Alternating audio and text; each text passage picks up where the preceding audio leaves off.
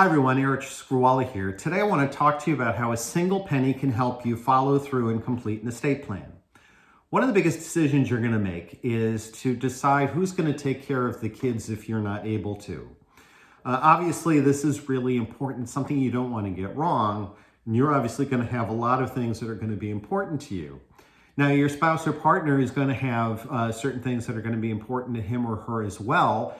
And you two may not totally see eye to eye. You may come down to deciding on two different people and feel very strongly about that. Now, one of two things is going to happen at this point.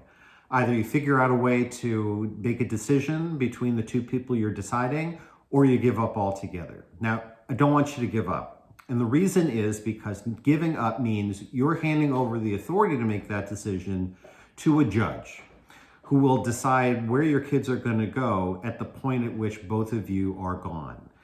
That's not something you want to leave to a judge. They're going to spend at most 2 minutes, and I know you're going to spend a lot longer on that. So what do? How do we break the logjam?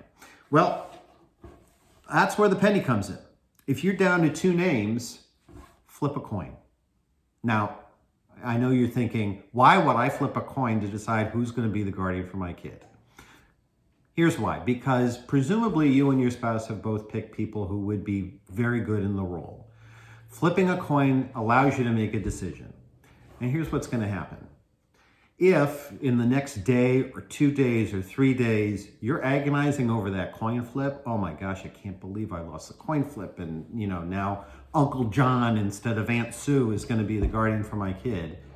Then you can have a conversation about that.